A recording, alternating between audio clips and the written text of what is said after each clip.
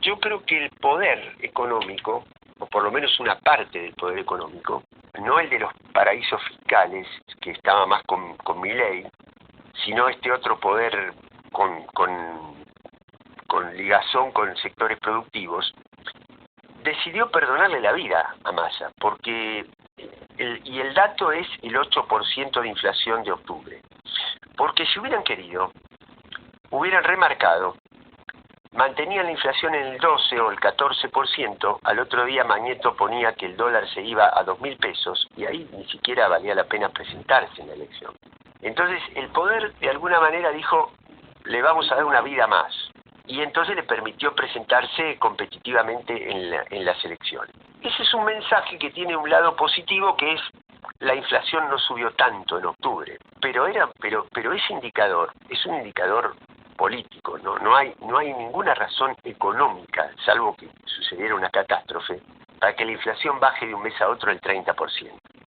Si baja del 2 al 8, baja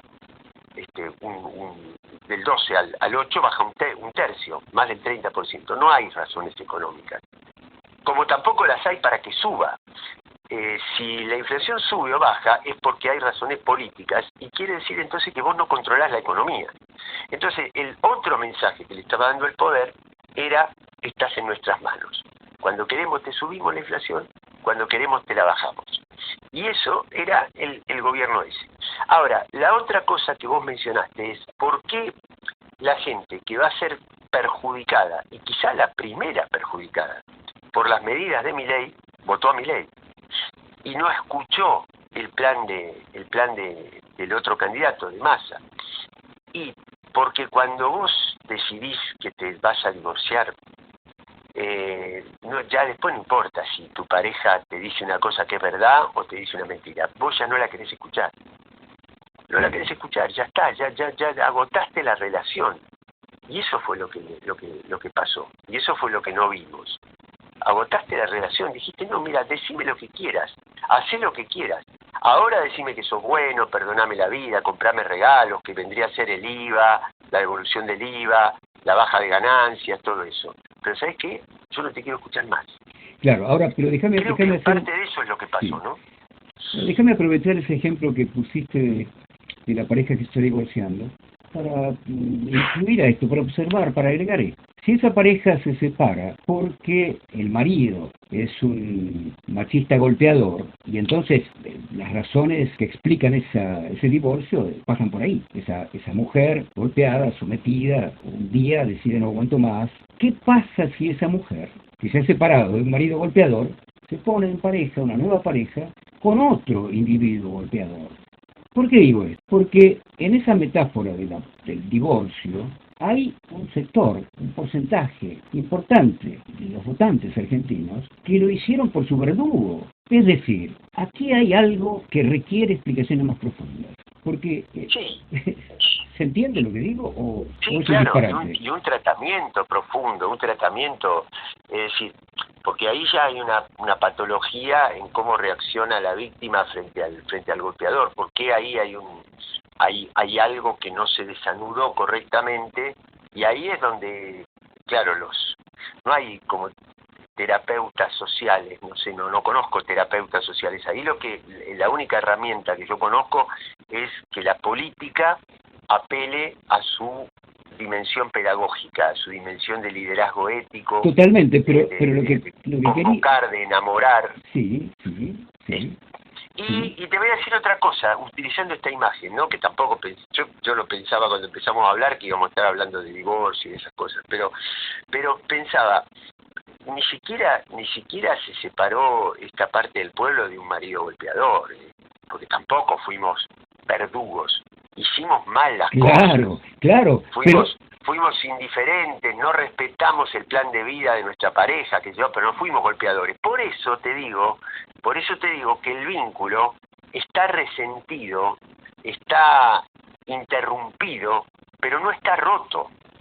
Nosotros tenemos que volver a convocar a esa parte del pueblo. No tiene sentido convocar a los que todavía hoy te dicen que estuvo bien haber bombardeado la Plaza de Mayo, eso no lo podemos convocar, pero a la gente de la economía informal, que te dice no me molestes Estado porque me arreglo solo, a esa gente sí la tenemos que volver a interpelar. Ahora eso sí, Ernesto, y creo que en esto, porque como hemos hablado fuera del aire, vos vas a coincidir, no la podemos convocar con el mismo discurso ni de hace 40 años ni de hace 20 años. Claro que sí. La tenemos claro que convocar con un discurso que comienza con las nuevas demandas y con esta nueva estructura que hay en la sociedad.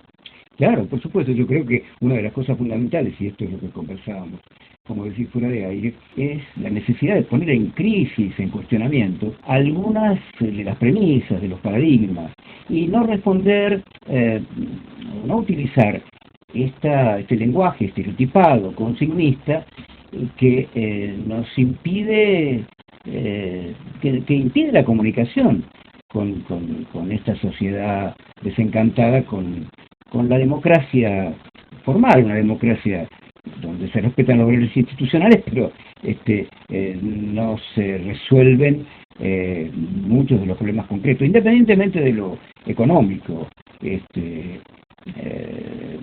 es fundamental, ¿no?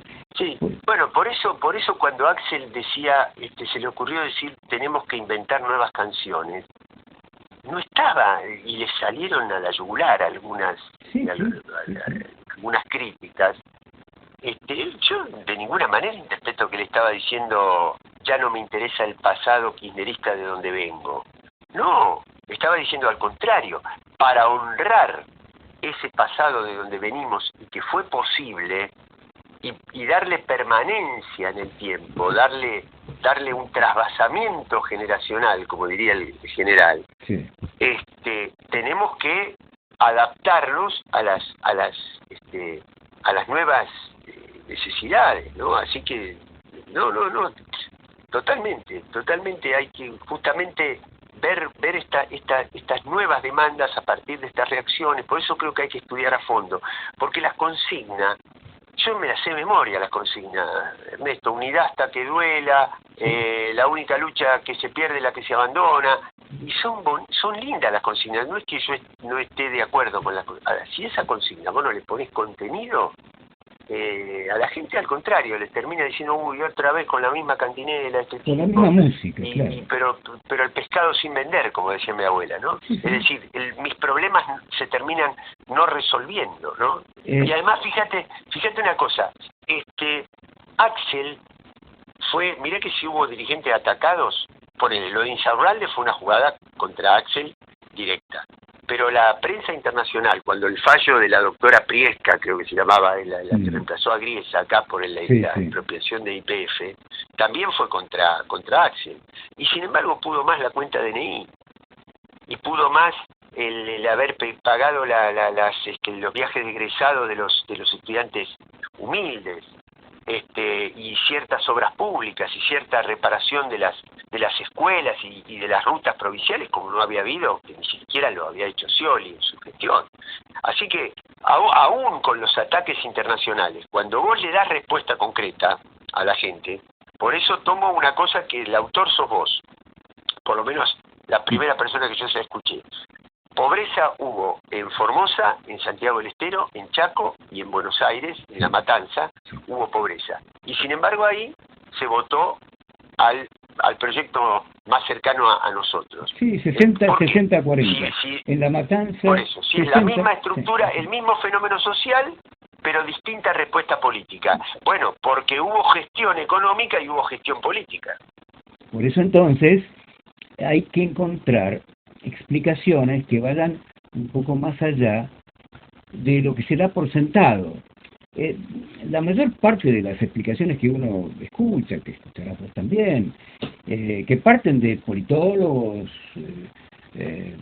sociólogos, comunicadores, dirigentes políticos, han puesto el énfasis en la pobreza. La pobreza es la explicación de todos los resultados que se han producido hasta ahora. Y este ejemplo, que efectivamente yo visualicé esto, digamos, ¿no?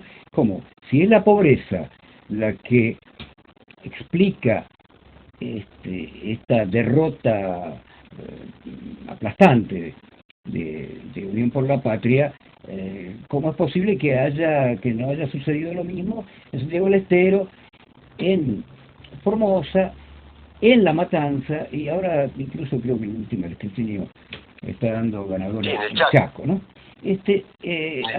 Claro, ¿por qué la pobreza de San Juan, Salta, Jujuy, Tucumán, Corrientes, Entre Ríos y además otros sectores de la provincia de Buenos Aires, que tiene otra calidad? Si las personas que han sufrido las dificultades propias de una política nacional, con los errores que ya hemos mencionado y que se han mencionado muchísimas veces, es la misma. Bueno, vos acabas de Mira, Ernesto, ¿no?